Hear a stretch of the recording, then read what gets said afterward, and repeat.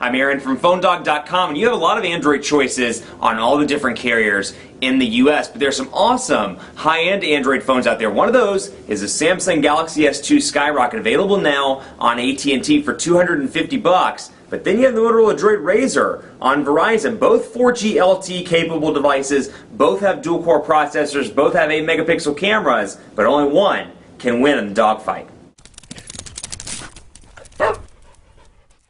Into the browser we go, and you can see it's loaded up on the Skyrocket already just because I've been having some issues with AT&T's 4G LTE in the Charlotte area today. It seems like it's having some they're having some network issues, and you'll see it fluctuate, but I wanted to make sure it started up. But then you have 4G LTE over here on Verizon as well. Let's load up PhoneDog.com, and let me pull it back here so I can actually see, so I can load it up. There we go.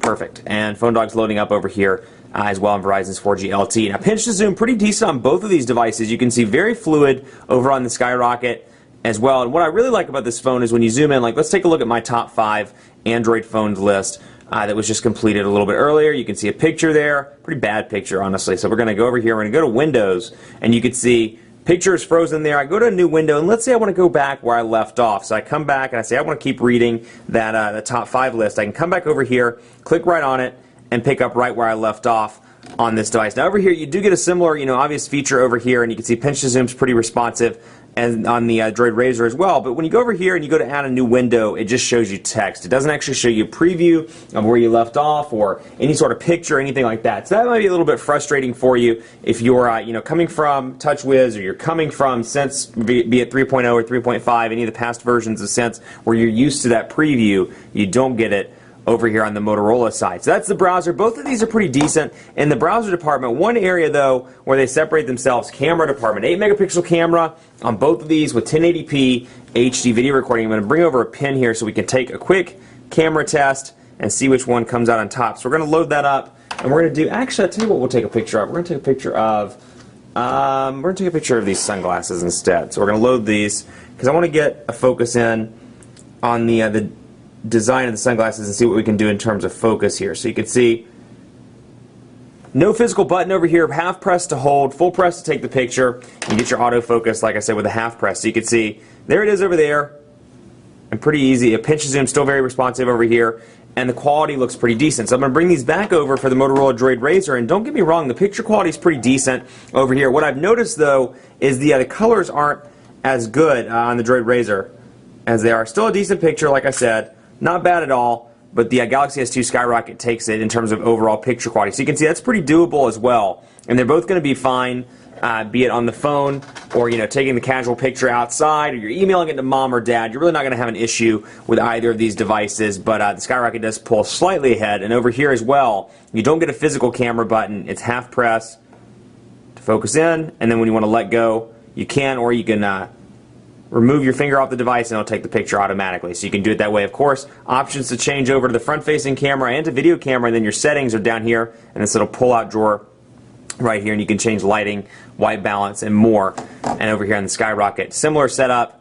We'll go back out to the pictures, and you can see camera rather, video camera, front-facing camera, flash on or off, and then your settings are all right here. So again, very easy with both to configure that and set that up. Let's take a look at quadrant standard on both of these devices. We'll load that up, and I'll tell you a little bit about the overall usability of these devices while it's loading. So let's go over here, quadrant standard, there it is, and we'll run the benchmark on both of these devices. Now, call quality has been very good on both of these devices. The earpiece is nice and loud. You're not going to have any issues with reception. I haven't really seen anything that jumps out on either of these devices. What I will say, though, is Motorola is known for an excellent wireless radio, and that stands true on the DROID RAZR. The wireless radio is fantastic. I took it to a dead spot, a Verizon dead spot in Northeast Charlotte, and the calls are choppy. They're a little bit hard to understand, but it maintained the call. Same thing over here. Call quality has been pretty decent, though if you're in an area, be it with AT&T or Verizon, where you're in a fringe area, that Motorola one is going to do slightly better. And obviously we're comparing two different carriers here, but the wireless radio is just second to none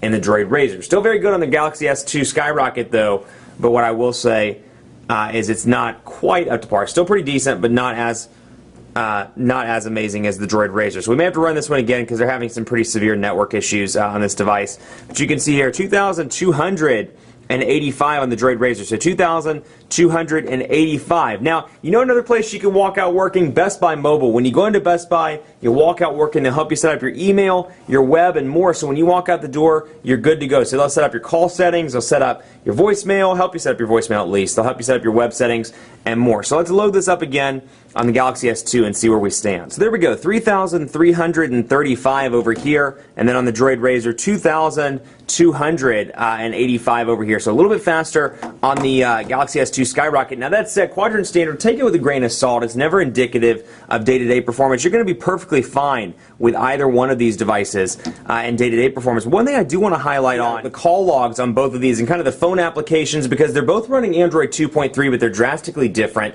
depending on which user interface you're using. So like I said, Android 2.3 on both of these devices, but you can see the different call interfaces or the phone applications. You can see the buttons over here, call buttons in similar places. You've got back over here where you have voice dial. Over here, add a contact, visual voicemail, and then you've got the similar tabs up top. You have logs, contacts, favorites, and groups up here, and then you have recent contacts and favorites. And just to show you the contact indicator differences here, you can see that I've got some contacts in here. So let's just say we're going to start a new one from scratch, and we'll load that, and we're going to create that contact so you can see the different way that they look. So you got the opportunity to add pictures with both of these, additional information like phone numbers, emails, IMs, and more. And pretty nice and pretty similar, but still different at the same time on both of these devices. So you're getting kind of a different experience. But let's take a look at speed tests. And AT&T's having some network issues with their LTE today, so I'm not going to actually do a speed test. What I will show you are the results between these. So you can see here, these are some accurate 4G LTE results that I've seen over the past couple of days. I've seen speeds range between, as low as about 3 megabits per second on LTE all the way up to 10 megabits per second, but I haven't seen anything faster than 10. What I usually see, 10 or 11, what I usually see is about 4 to 6 megabits per second, as you can see through here, right there in that kind of 4 to 6, maybe 7 max range, and it's a little bit of a different story. With Verizon's, I see speeds like 22 megabits per second, 26. I've seen some low ones here in my home. I've seen 7 megabits per second, 5, and then 10. And you can see it's still kind of across the board as well. What I do find, though, is Verizon's, as a general rule, is more consistent between 5 and 12, minus the bursts that I get in the office, because there is a repeater pretty close to my office uptown. But LTE is going to be fast on either one of these carriers. That said, I've seen faster speeds on Verizon's LTE, so that's something to keep in mind. So if you're looking for just speed, the DROID RAZR on Verizon is going to be a little bit better, at least in this market. Now, New York, they've seen some pretty fast LG or AT&T 4G LTE speeds, so that's something to keep in mind as well. So all in all, both of these are great devices. I would recommend either one of these if you're a high-end Android user and you like that high-end kind of fast device. That said, it's a dogfight. Only one can win, so I'm declaring it to the Galaxy S2 Skyrocket. This is all around the better device in terms of specs. You get a big battery over here, 1,850 milliamp hours, which surprisingly, with moderate use, makes it through the day with some texting, some emailing, some calling, browsing the web, doing the usual stuff